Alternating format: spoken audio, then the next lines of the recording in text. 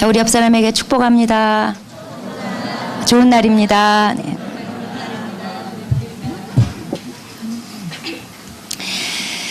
네, 오늘 하나님 말씀은 빌립보서 2장 12절 말씀 한 구절 가지고 보도록 하겠습니다. 네, 12절 말씀 한 목소리로 같이 읽도록 하겠습니다. 시작. 그러므로 나의 사랑하는 자들아, 너희가 나 있을 때뿐 아니라 더욱 지금 나 없을 때에도 항상 복종하여 두렵고 떨림으로 너희 구원을 이루라. 네. 성경을 볼 때 전체 맥락 속에, 성경 전체 맥락 속에서 보지 않고 어느 한 구절 또 한 문장만 단편적으로 보면 오류를 범할 수가 있습니다. 오늘 본문이 바로 그런 대표적인 예입니다. 이 구절을 잘못 받아들이면 반복음적인 결론으로 갈 수밖에 없어요. 구원을 이루라. 이걸 잘못 생각하면 인간이 열심히 노력해서 구원을 받는 거구나, 이렇게 생각할 수가 있습니다. 그 뜻은 절대 아닙니다. 만약에 인간이 열심히 노력해서 구원을 받는 거라면은 구원이라는 게 하나님의 은혜, 예수님의 공로, 성령의 역사라는 성경의 핵심 내용을 뒤집는 거가 되고 말아요. 그래서 이 구절을 좀 오해해가지고 많은 사람들이 오락가락 좀 헷갈려 합니다.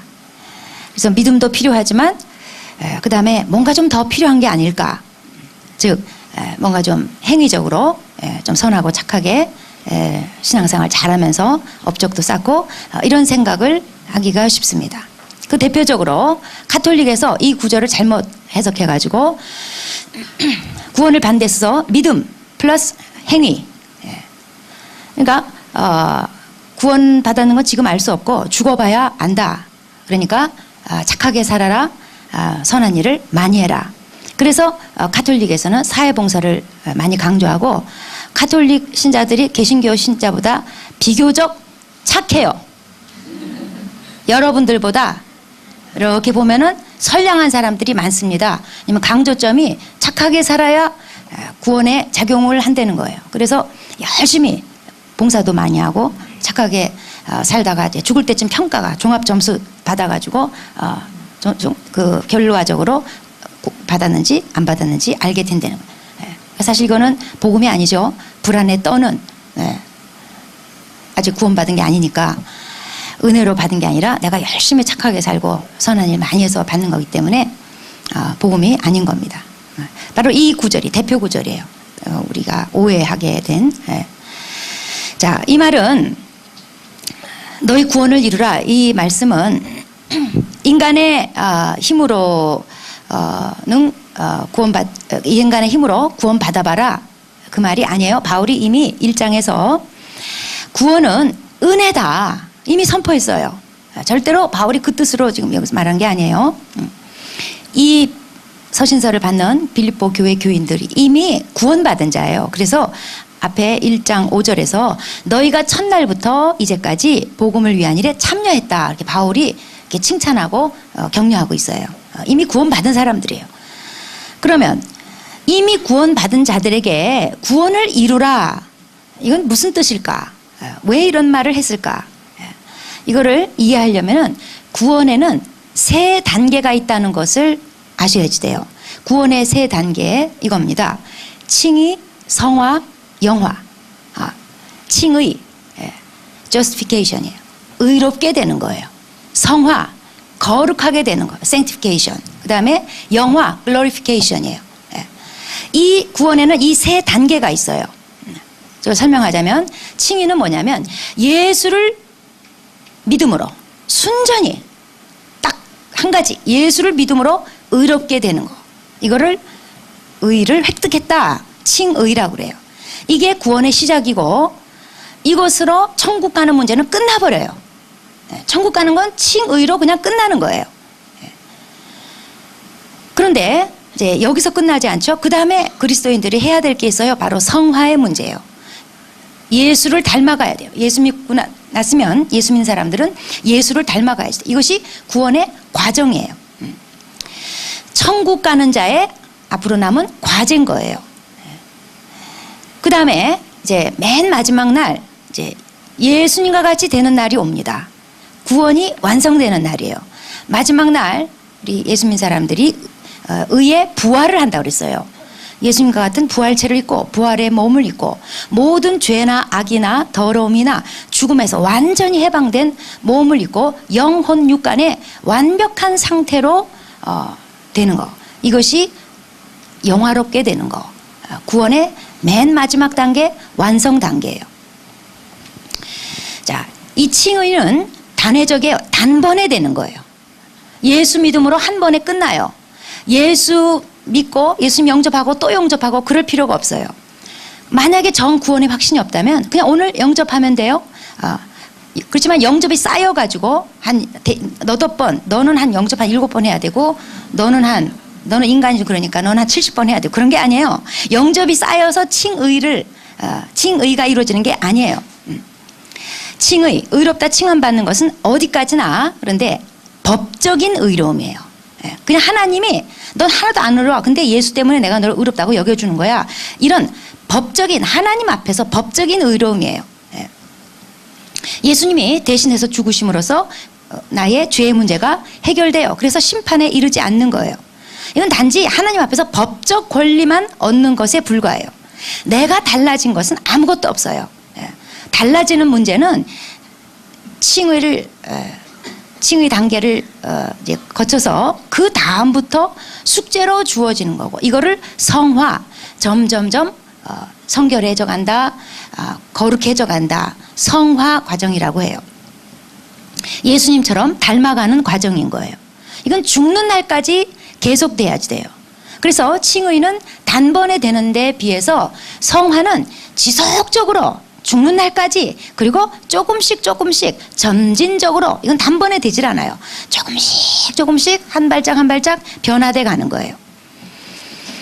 칭의가 법적인 의로움을 획득하는 거라면 실제적인 의로움은 바로 이 성화에 해당되는 거예요. 이게 바로 바울이 구원을 이루라 말한 의미예요. 그러니까 구원을 이루라 이것은 구원을 받기 위해서 뭘 해라 그것이 아니라 구원을 받았으니까 뭔가 해라 그거예요.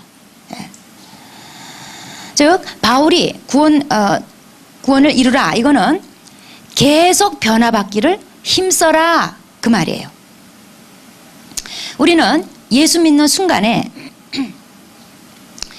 예수 그리스도의 영이신 성령님이 들어오셔서 죽었던 우리 영혼이 살아나는 거 그것밖에는 일어난 일이 없어요. 예수님의 영, 성령이 내 안에 들어왔다고 해서 그 순간 내 모든 인격이 바뀌고 습관이 바뀌고 가치관이 바뀌고 이렇게 바뀌면 얼마나 좋아요. 막 그러면서 막 죄가 떠나가고 죄가 다 단절이 되고 그러면 얼마나 좋아요. 그런데 슬프게도 그렇게 되는 게 아니에요. 이게 바로 예수 믿는 자의 딜레마죠.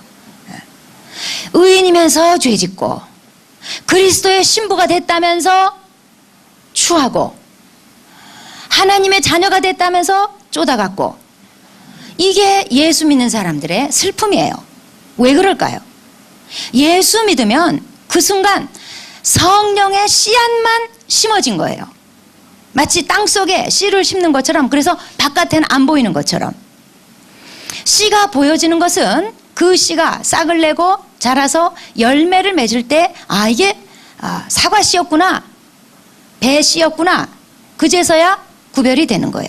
씨하고 열매는 다른 거죠. 씨는 심겨져요. 그래서 밖에서 안 보여요. 어떤 씨인지 식별이 안 돼요. 그런데 그 심겨진 씨가 열매를 맺고 나면 이제 식별이 되는데 심겨진 씨가 열매를 맺는 그 사이에는 농사를 짓는 수고가 필요한 거예요. 인내가 필요해요. 그리고 시간이 경과돼야지 돼요. 그래서 바울이 구원을 이루라 이거는 하나님의 은혜로 너희 안에 생명이 심겨졌으니까 즉 하나님의 생명의 씨앗이 심겨졌으니까 이제부터 농부의 수고를 해라. 열매 맺도록 수고를 해야 된다. 다른 말로 성화의 삶을 살아라 그 말이에요. 이 성화의 노력을 게을리할 때 우리는 하나님께 책망을 받을 수도 있어요. 여러분 이거는 몇몇 사람에게 해당되는 게 아니라 여러분 구원받았다면 모든 여기 앉아 계신 모든 분에게 다 적용돼요. 성화의 노력을 게을리하면 책망받을 수 있어요. 그래서 바울이 두렵고 떨림으로 하나님의 구원을 이루라 그런 거예요. 왜 성화의 노력을 하지 않으면 안 되는 것인가요? 예수 믿는 사람이 왜 처음 상태 그 상태 그대로 남아있으면 안 될까요? 처음 상태를 거부하고 변화받기를 계속 힘써야 될까요? 그거는 값없이 천국을 선물로 받은 자로서 하나님의 자녀가 된 자로서 하나님을 닮지 않고 여전히 마귀 자녀였을 때 그냥 그 옛날 그 모습 그대로 소주처럼 처음처럼 뭐 지가 뭐 소주예요? 그냥 예수 믿을 때 그날 그대로 처음처럼 그냥 이건요 하나님의 은혜에 대한 도리가 아니에요. 배은망덕이에요. 생명의 씨가 심어진 거 여러분 한 달란트 비유가 바로 이거예요. 한 달란트를 받았어요. 근데 땅에 심겨지기만 했지 그걸 꺼내서 활용하지 않아서 남기질 않았어요. 그대로 묻어뒀어요. 처음 모습 그대로예요. 이건 하나님 은혜의 도리가 아니에요. 천국을 그 엄청난 천국을 거저 선물로 받은 자로서 이거는 배은망덕한 태도예요.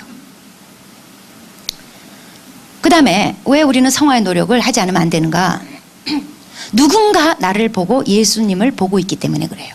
세상은 성경을 보고 하나님을 알지 않아요. 예수 믿는 자를 보고 하나님을 알게 돼요.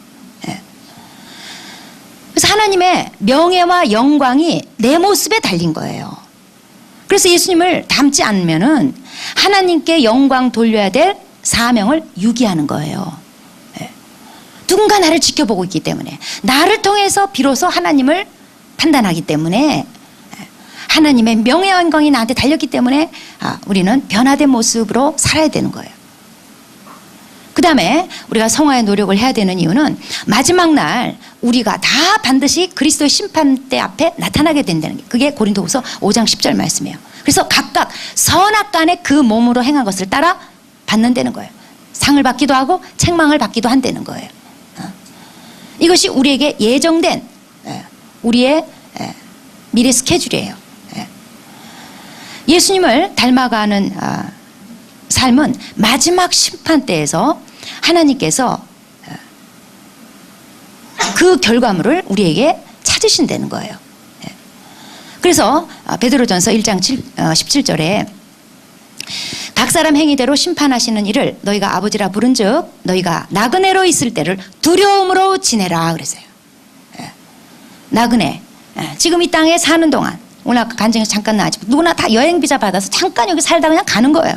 여기가 우리의 영원한 본향이 아니에요. 그냥 나그네 삶이에요. 그냥 지나가는 삶이에요. 이때를 두려움으로 두려움으로 여기서 말하는 두려움이라는 공포심이 아니에요. 하나님을 경외하는 마음, 경건하고도 건전한 경외심을 말하는 거예요.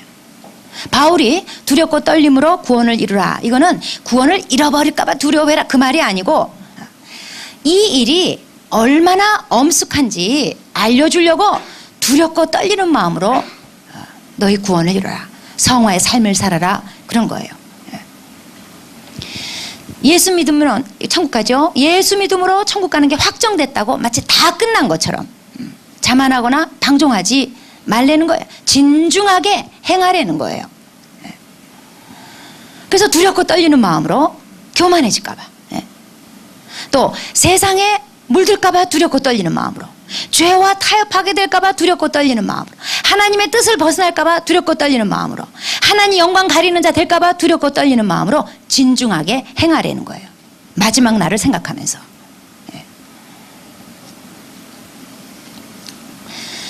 바울이 믿는 자들에게 구원을 이루라 그랬어요. 이루라. 이거는 뭔가 능동적으로 해야 될 어떤 일이 있다는 것을 말해주는 거예요. 그냥 가만히 있으면 저절로 되는 게 아니라는 뜻이에요. 이미 구원받은 자는 구원 이후에 뭔가 결단하고 노력할 바가 있어요. 그래서 바울이 서신서에 보면 계속 이걸 행해라,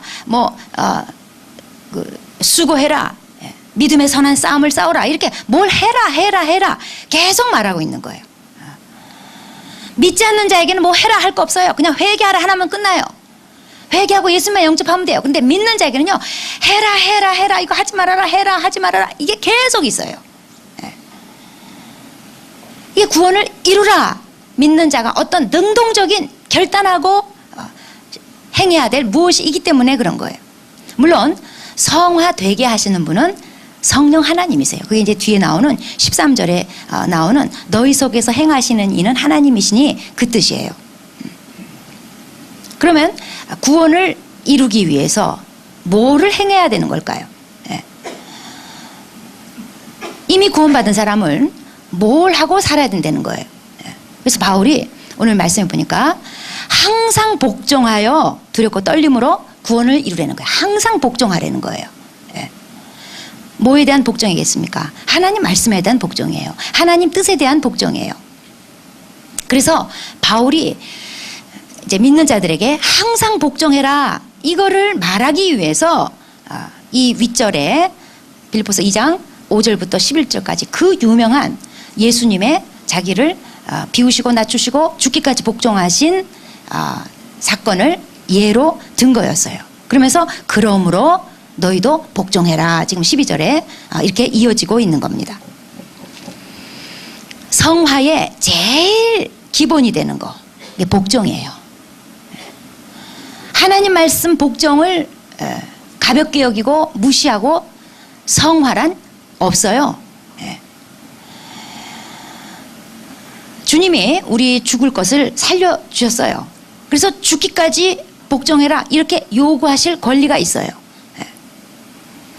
가끔 하나님 말씀 복종 그러면 좀 거부감을 가지고 너무 율법적인 거 아니에요? 율법주의 아니에요? 이러면서 무시하거나 대드는 사람들이 있어요. 물론 율법주의는 우리가 항상 주의해야지 돼요. 율법주의는 나쁜 거예요. 그렇지만 성화에 관심이 없는 사람들이 방종이나 편의를 위해서 하나님 말씀대로 사는 것을 율법주의로 매도하는 것 또한 잘못된 거예요. 요즘 우리나라가 세월호 침몰 사건 때문에 악몽의 세월을 보내고 있어요. 그런데 포커스가 이제는 점점 세월호 배후 인물인 유병언이라는 사람에게 맞춰지고 있어요. 이 사람이 구원파를 설립한 사람이에요. 목사이기도 해요. 자기 장인하고 구원파를 만들었어요. 그래가지고 문공부에 옛날에 문공부라고 했는데 문공부에 등록하기를 기독교 복음 침례회 이렇게 해서 등록을 했어요. 그러니까 이제 이 구원파가 이제 자꾸 이제 세간에 이제 등장을 하면서 자꾸 이제 기독교 복음 침례회 이게 자꾸 이제 오르락내리락해요. 그게 또 다시 기독교가 도마 위에 올랐어요. 사실 구원파는 그동안 한국 교계에서 이단이거나 또는 이단까지는 아니지만 기영아로 분류됐었어요. 하여튼 골치 아픈 곳이에요. 구원파의 교리는 뭐냐면 사람이 하나님 말씀으로 구원받는데 정말 구원받았다면 자기가 받은 말씀이 있어야 된다. 그리고 구원받은 날짜를 정확히 기억해야 된다. 당신 무슨 말씀으로 구원받았어? 며칠 날 구원받았어? 잘 모르겠는데요. 여러분 물어보면 뭐라 그래? 여기서 여기 해당되는 구원받은 사람 몇 사람 안 돼요. 그냥 어리버리하다 어느 날 그냥 구원받은 거지. 그래서 당신은 구원받지 못한 거예요. 이렇게 매도해버려요. 그러니까 기존 신자들이 굉장히 혼란을 겪었어요. 그래서 내가 구원받으려면 정말 말씀이 있어야 되고 날짜를 알아야 되는구나. 그래서 또 많은 사람들이 구원파로 쏠리기도 했어요. 또 이 구원파의 또 결정적인 교리가 뭐냐면 기존 교회에서 지켜지던 모든 걸 다 율법적이라고 정죄했어요. 주일 성수 11조, 또 기존 교회 예배 의식, 장로 집사 제도, 새벽 기도, 교회 건물, 등등. 하여튼 기존 교회에서 행해지는 거의 모든 게 다 이건 율법적이다 정죄하고 율법과 죄책감에서 해방돼야 된다 이러면서 교계를 흔들어 놨어요. 우리가 예수 피로 과거, 현재, 미래 모든 죄를 다 일시에 용서받았기 때문에 자유해라.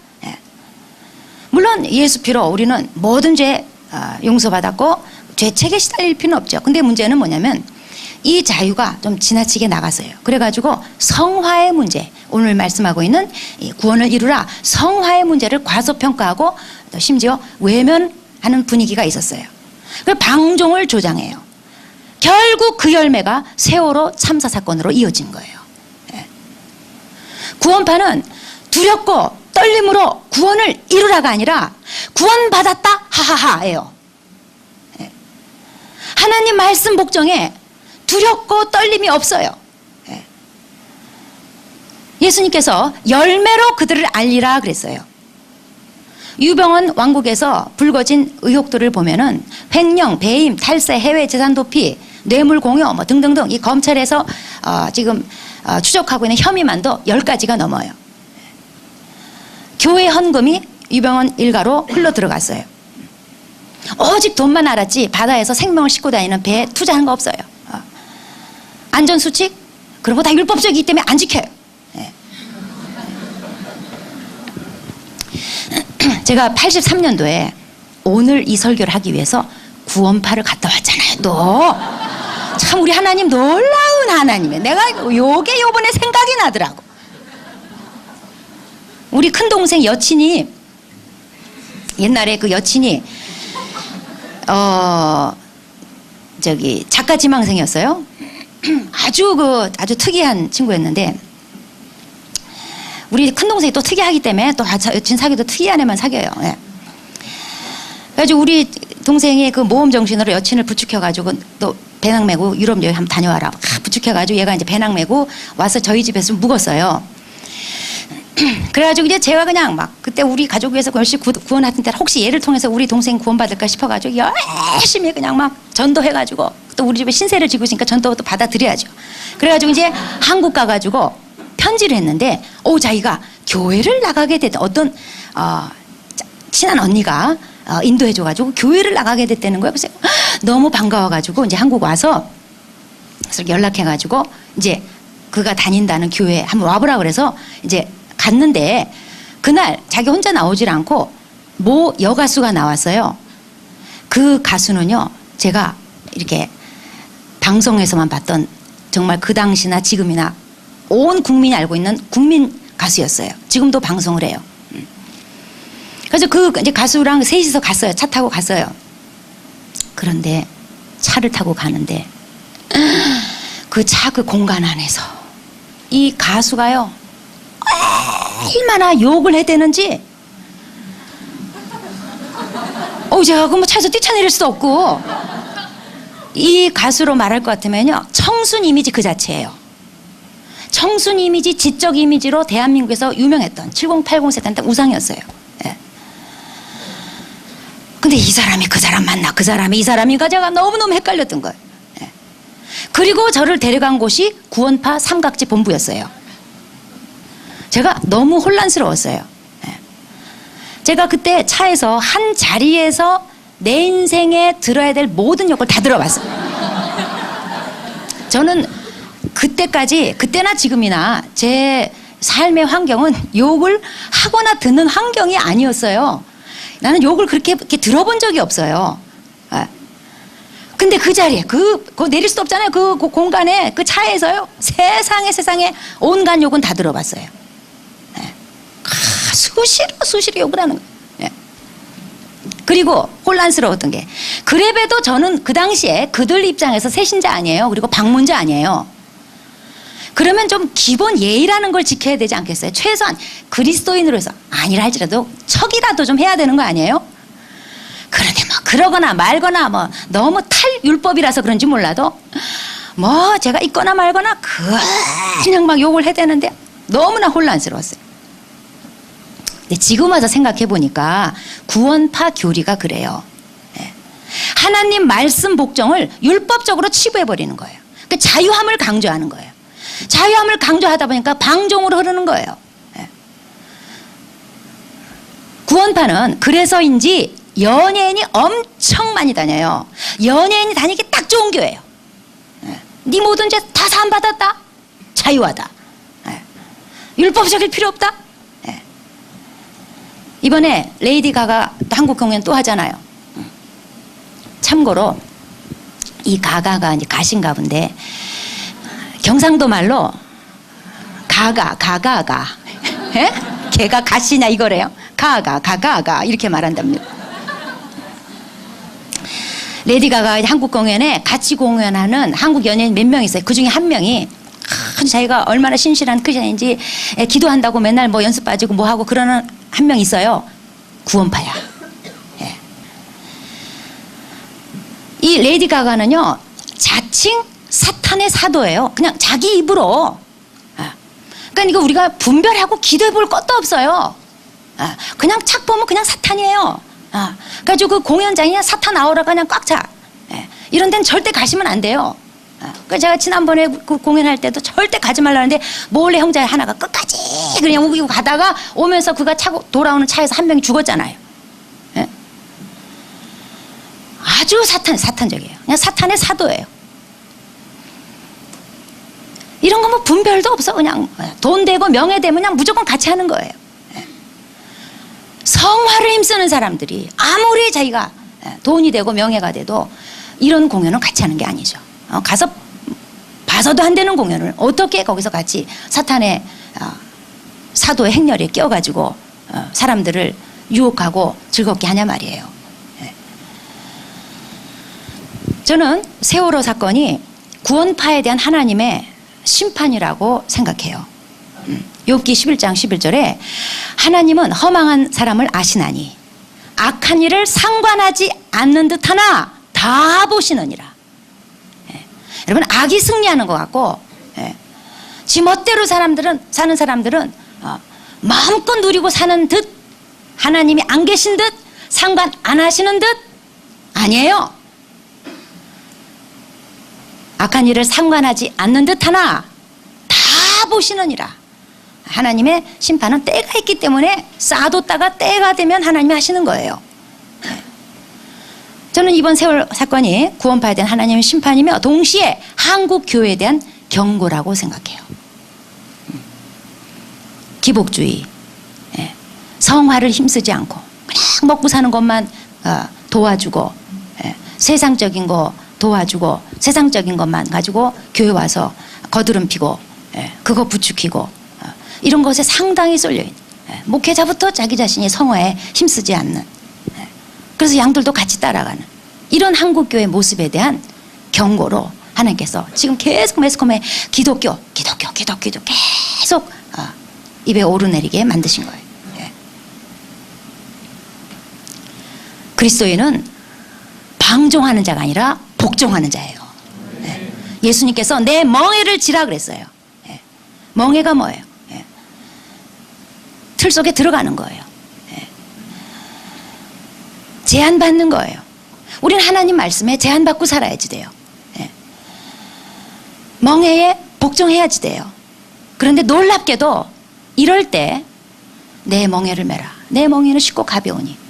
그래서 주님께서 약속하신 것이 우리 마음에 쉼을 주시겠다는 거예요. 하나님 말씀에 제한받고 사는 사람, 하나님 말씀에 복종하고 사는 사람은요 부자연스러운 삶이 아니라 오도 가도 못하는 불행한 삶이 아니라 비로소 하나님 말씀 복종하고 보니까 거기에 쉼이 있어요.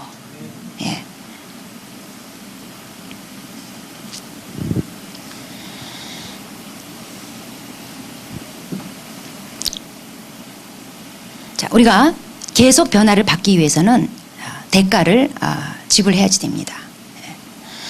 우리의 변화는 반드시 하나님의 심판대 앞에 드러나게 돼 있어요. 그래서 두렵고 떨림으로 변화받으려는 거예요. 구원을 이루려는 거예요.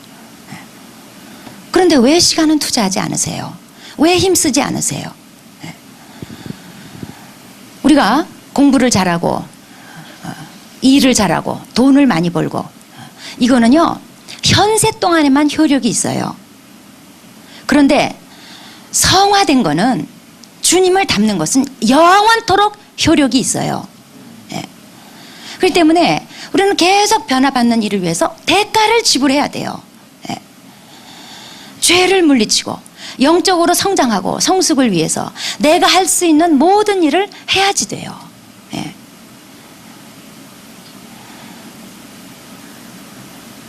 계속 변화받기 위해서 또 우리가 해야 될 것은 좋은 교회에 속해야 됩니다. 교회는 전도하는 곳이고 양육을 하는 곳이에요. 그래서 좋은 교회는 영혼들이 계속 탄생하고 있고 그 사람을 구원을 이룰 수 있도록 예수 그리스도의 형상을 닮을 수 있도록 계속 변화를 시켜줄 수 있는 그런 교회가 좋은 교회예요. 교회는 가르침을 받는 곳이기 때문에 구원파의 가르침으로는 결국 결과가 뭐예요? 욕하는 거예요. 삶에 영향이 없어요. 그리고 윤리가 없고 비리만 있어요. 우리는 좋은 대학 가려고 얼마나 안간힘을 써요. 대학은 고르고 가면서 교회는 왜 막 가세요? 여러분 대학을 편한 곳에 가요? 불편해도 어떻게든지 내 인생 잘 되는 쪽으로 고르고 골라서 준비해서 가요. 교회도 편한 대로 골라다니면 안 돼요. 좀 불편해도 내 영혼이 하나님 앞에 갔을 때 하나님께 칭찬과 상급이 있는 나를 주님 닮도록 나를 불편하게 하지만 주님 닮도록 만들어주는 교회를 골라야지 돼요.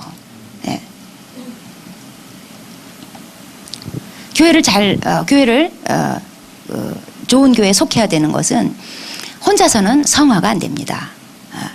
계속 영적인 힘을 공급해주고 죄와 싸워서 이기게 만들어주고 죄는 죄라고 가르쳐주고 타락을 막아주고 방종하는 것을 막아주고 교회 지체들을 통해서 공동체를 통해서 우리가 공급받고 보호받을 때 가능한 거지 절대로 혼자서 성화가 되는 게 아니에요. 옛날에 초대교회 때는 속세를 떠나려고 북아프리카 사막지대 가서 혼자 사는 사람도 있었고 또 높은 꼭대기에 올라가서 혼자서 가부좌 들고 앉아가지고 거룩해진다고 죄를 끊는다고 그렇게 앉아서 수양하는 사람도 있었고 별 희한한 사람들 많았어요. 변화는 그렇게 홀로인 데서 받는 게 아니에요. 또 세상을 살면서 홀로 자기 혼자 왔다 갔다 하면서 혼자 성경 보고 변화되는 거 아니에요. 죄와 싸워서 이길 수 없어요. 좀 불편한 사람 있고 싫은 사람 있고 미운 사람 있어도 그래도 교회 공동체에 붙어서 지지고 볶고 하면서 성화에 도달하는 거예요. 가끔 교회 나 왜 결혼하는데 힘 좀 안 써주세요. 그런 사람들이 있어요. 나 지금 자꾸 나이 차가고 내가 여기서 좋은 짝을 만나야 되지 않겠습니까? 좀 이렇게 목사님 힘 좀 써주시고 기도 좀 해주시고 또 그런 특별 기도회도 좀 열어주시고 그래야 되는 거 아닙니까? 물론 뭐 틀린 말은 아니에요. 그러나 우선순위는 아니죠. 교회란 데가 사업 잘 되게 해주고 자녀 좋은 대학 보내주고 돈 불려주고 연애하게 해주고 결혼하게 해주고 그게 교회 본질은 아니에요. 얼마 전에도 누가 찾아왔어요. 그래서 제가 그런 목적으로 교회에 오는 거라면 우리는 그건 해줄 수 없다. 주만 바라보시오. 제가 얼마나 야속하겠어요? 그래도 맞는 말인데 어떻게 해요 그러면은. 그래서 엮이면 엮이는 거고 뭐 아니면 나도 모르겠다.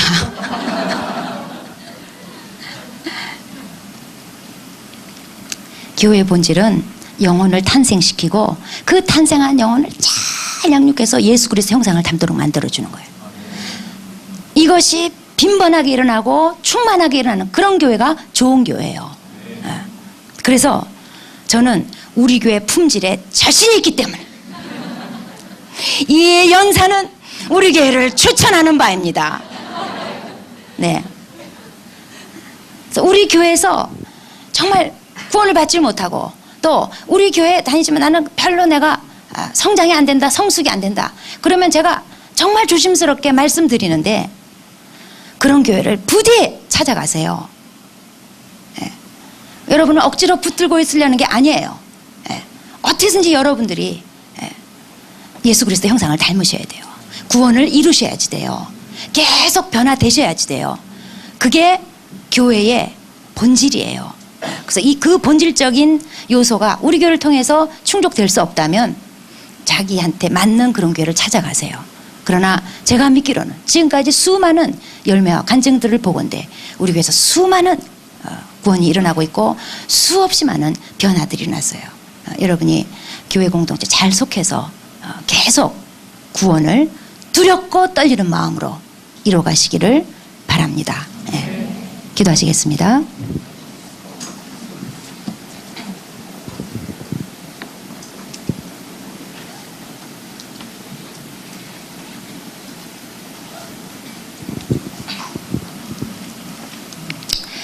네, 이 세상에 살면서 아주 중요한 일이 있고 덜 중요한 일, 별로 중요치 않은 일이 있습니다. 우리는 영적인 존재입니다. 그리고 예수 믿었다면 영생을 얻는 영원히 사는 자입니다.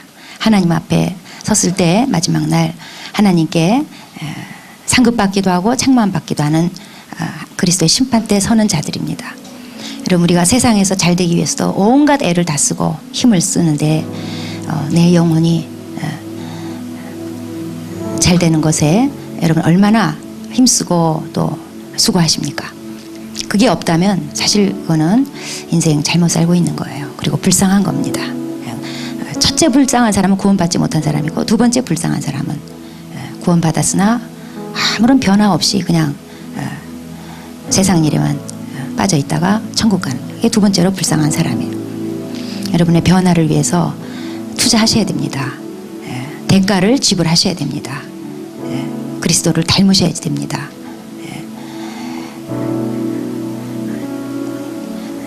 이 시간에 기도하기를, 하나님, 제가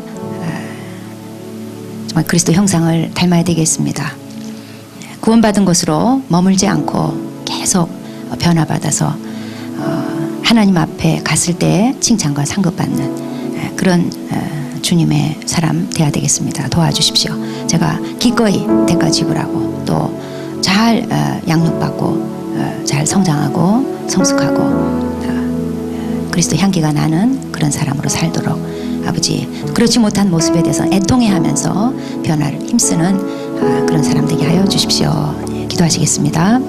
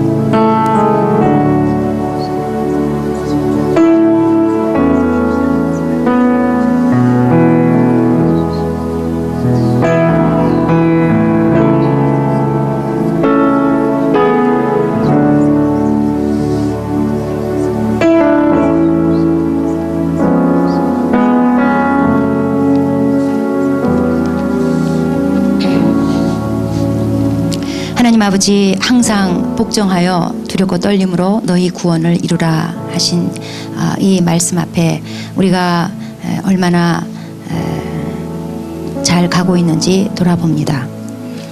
주님, 구원받은 것에 안주하지 않고 이제 구원 이후로는 예수님의 형상을 담도록 계속적으로 변화받기를 힘써야 되겠습니다.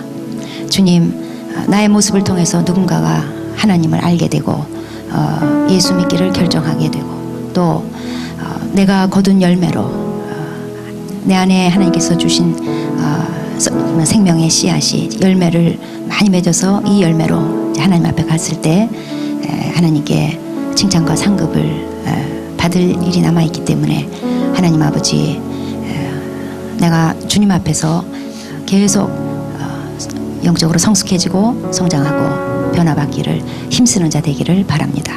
하나님, 세상살이에 바쁘고 지쳐서 혹시 이것을 놓치고 있었다면 하나님 다시 자세를 가다듬고 계속적으로 변화받기를 힘쓰게 도와주십시오. 지금 삶 속에 하나님께서 허락하신 여러 시련과 고난들이 하나님 허락하신 사람들이 바로 나로 하여금 주님을 닮게 하고 더 성숙한 사람으로 만드는 일임으로 깨닫고 하나님 놓치지 말고 변화 힘쓸 수 있게 도와주십시오. 또 우리 사랑하는 게 모든 식구들 처음 예수 믿었을 때보다 지금 엄청나게 다르고 앞으로 엄청나게 변화돼서 주님 앞에 갔을 때 모두 다 칭찬받고 상급받는 복된 영혼들 되게 하여 주십시오.